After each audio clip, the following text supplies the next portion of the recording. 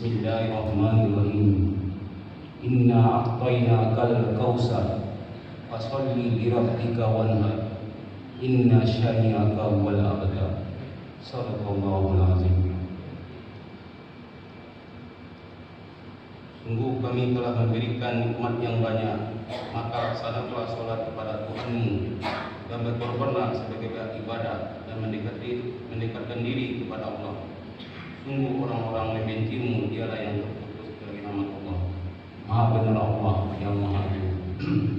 Bapak-bapak, ibu-ibu rahimakumullah, kembali kita bersyukur kepada Allah Subhanahu wa taala dengan mengucapkan alhamdulillahirabbil alamin.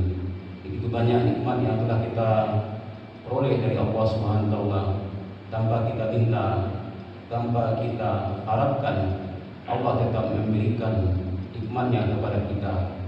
Kemudian salawat dan salam semoga tercurahkan kepada Nabi Muhammad SAW, kepada keluarga beliau, kepada sahabat beliau, kepada pengikut setia beliau, kita ini hamba-hamba Allah yang soleh. Bapak-bapak, ibu rahimakumullah, pada pagi ini kita kembali mentadabburi surat yang setelah saya bacakan, yaitu surat Al-Kautsar. Surat Al-Kautsar ini merupakan surat yang pendek dari 3 ayat. Surat ini, kata-kata ini berasal dari kata ka, ra, dan sa, artinya nikmat yang banyak. Kemudian kata Al-Kautsar berarti amat sangat banyak. Kemudian para ulama mengartikan bahwasanya Al-Kautsar adalah nikmat yang sangat banyak sekali. Bapak, ibu, rahimakumullah, menurut Syekh Utsaimin bahwasanya Al-Kautsar adalah sebuah telaga yang nanti diberikan oleh Allah kepada Nabi Muhammad di akhirat nanti, yaitu telaga yang cukup banyak airnya, sehingga semua orang-orang yang beriman yang mengikuti syariat beliau akan mendapatkan air telaga tersebut, sehingga orang-orang beriman akan meminum air tersebut dan air tersebut tidak akan pernah habis. Kemudian menurut Profesor Bazwedi bahwasanya Al-Kautsar adalah artinya berbuat baik atau memberikan kebaikan. Jadi kalau seandainya kita berbuat kepada seseorang dan orang itu juga berbuat baik kepada orang lain, kita akan menerima pahalanya. Artinya pahala yang kita terima itu adalah hasil kebaikan kita yang kita berikan kepada orang lain. Menurut beliau, Nabi Muhammad adalah manusia yang paling banyak mendapatkan pahala karena beliau telah memberikan petunjuk kepada kita syariat-syariat yang telah Allah berikan kepadanya. Kemudian kita umatnya menjalankan, sehingga amal kebaikan yang kita jalankan hari ini akan berbuah kepada Nabi Muhammad SAW dan beliau akan menerima hasilnya di akhirat nanti. Ini berdasarkan daripada hadis, yaitu barang siapa yang mengajak pada suatu kebaikan, ia akan mendapatkan kebaikan yang serupa. Contoh sepertinya kita mengajarkan ilmu agama, mengajarkan tentang sholat kepada anak kita.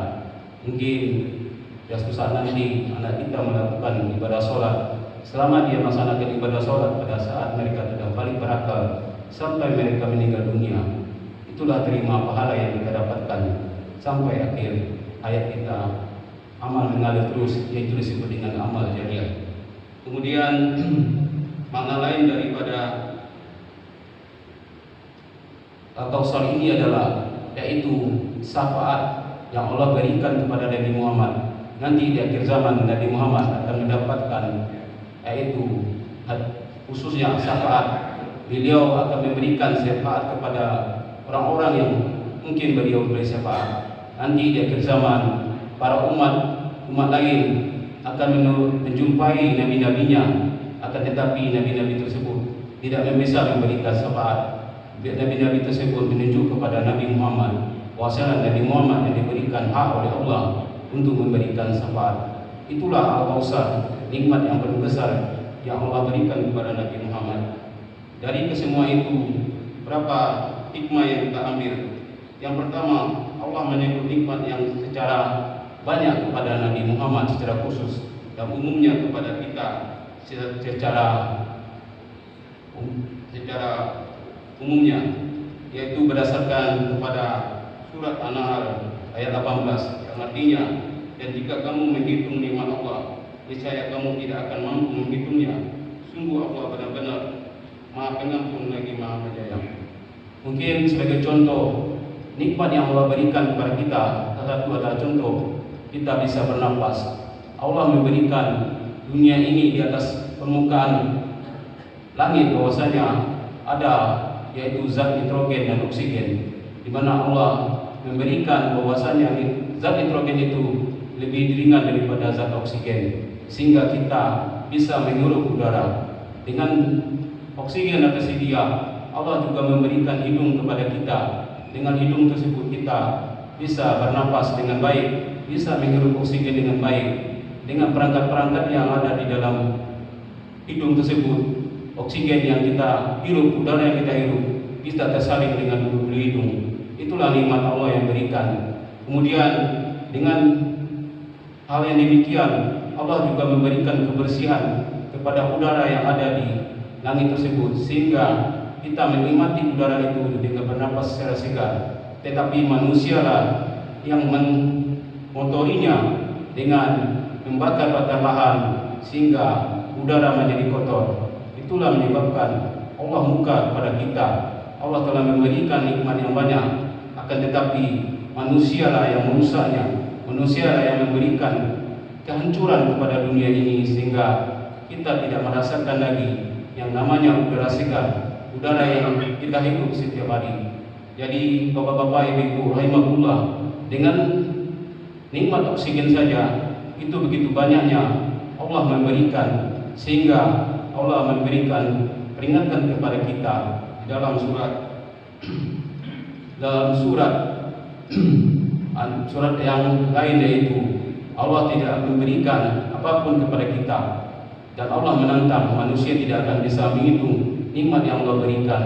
Berapapun banyak teknologi yang canggih, sehingga nikmat-nikmat Allah yang Allah berikan itu tidak bisa kita hitung. Nikmat itu, nikmat yang sedikit saja seperti nikmat udara, kita tidak akan sanggup menghitungnya, apalagi nikmat-nikmat yang lain yang tidak kita minta dan kita harapkan. Tetapi Allah Maha Pengasih, Maha Penyayang, Ar-Rahman Ar-Rahim. Allah berikan kepada semua manusia tanpa memandang agama, tanpa memandang usia, tanpa memandang jenis kelamin. Allah tetap memberikan nikmat-nikmat yang Allah berikan. Itulah bentuk kasih sayang Allah kepada manusia.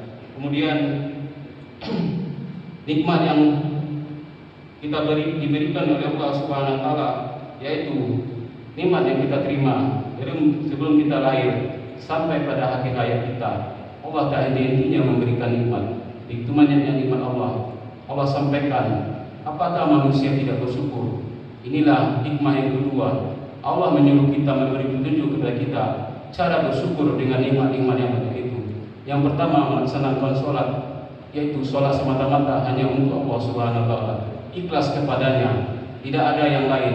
Tidak boleh menyembah yang lain, sesembahan yang lain, karena Allah adalah Tuhan yang Maha Pengasih dan juga Penyayang, memberikan nikmatnya. Apakah mungkin kita mengkhianati apa yang Allah berikan kepada kita, tapi kita memberikan sembahan kepada seperti berhala, patung, dan hal-hal lainnya, seperti juga manusia lainnya seperti dukun dan hal-hal lain. Kemudian Allah menyuruh kita juga untuk berkorban.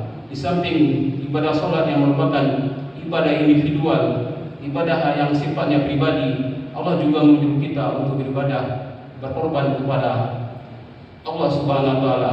Korban itu hanya ditujukan kepada Allah, kemudian diberikan kepada manusia yang lain. Inilah ibadah sosial, di mana kita tidak hanya mementingkan ibadah spiritual pribadi diri kita, tapi juga kita mementingkan hal-hal yang lain seperti hubungan dengan manusia. Disitulah kita harus memikirkan, jangan kita yang kita pikirkan saja, tetapi orang lain juga kita pikirkan. Karena di dunia kita ini tidak bisa hidup sendiri, hidup yang harus saling berdampingan. Tanpa orang lain kita juga tidak bisa melakukan apa-apa. Kemudian hikmah yang ketiga, yaitu jangan sampai membenci Rasulullah. Asbabun nuzul ayat ini adalah pada saat anak-anak Nabi Muhammad yang laki-laki meninggal dunia, yaitu Ibrahim. Kemudian kaum kafir Quraisy mencemooh beliau, bahwasanya terputuslah nasab beliau, sehingga mereka menganggap bahwa yang terputuslah syariat beliau. Padahal Allah telah menjawab dalam surat Al-Kautsar ini, bahwasanya mereka lah yang terputus. Kita bisa rasakan sekarang bahwasanya Nabi Muhammad terus disebut namanya di dalam sholat kita, di dalam sholawat Nabi Muhammad terus disebut namanya, sehingga sampai sekarang Nabi Muhammad sangat terkenal sekali dengan pengikut hampir 2 miliar di muka bumi ini. Itulah Allah berikan kepada Nabi Muhammad bahwasanya beliau tidak akan terputus, namanya beliau akan tersebut. Walaupun secara nasab dari pihak laki-laki beliau tidak punya keturunan yang hidup, tetapi beliau tetap diberikan keistimewaan oleh Allah SWT, sehingga bagi orang-orang yang tidak menjawab salawat yang kita sebutkan, Allah sangat membenci sekali. Bahwasanya Allah dan malaikat juga bersalawat kepada Nabi Muhammad. Itulah hikmah yang kita dapat dari surah Al-Kautsar, sehingga kita tidak perlu meragukan bahwasanya nikmat itu yang Allah berikan itu, yang Allah tuntut hanya kita beribadah, yaitu ibadah sholat dan kurban. Makanya pada saat Idul Adha, banyak para khatib menganjurkan kepada kita bahwasanya kita harus membalas nikmat Allah yang telah diberikan kepada kita dengan nikmat yang banyak. Kita harus berkorban agar orang lain juga merasakan. Bapak-bapak, ibu-ibu rahimakumullah, demikianlah apa yang saya sampaikan hari ini. Semoga memberikan manfaat kepada kita. Apapun yang kita rasakan harus kita balas nikmat yang Allah berikan, itu berupa sholat dan korban. Bapak-bapak, ibu-ibu rahimakumullah, demikianlah, semoga apa yang saya sampaikan bermanfaat bagi saya dan bagi bapak-bapak ibu yang mendengar. Terima kasih atas segala perhatian, mohon maaf atas segala kekurangan. Assalamualaikum warahmatullahi wabarakatuh.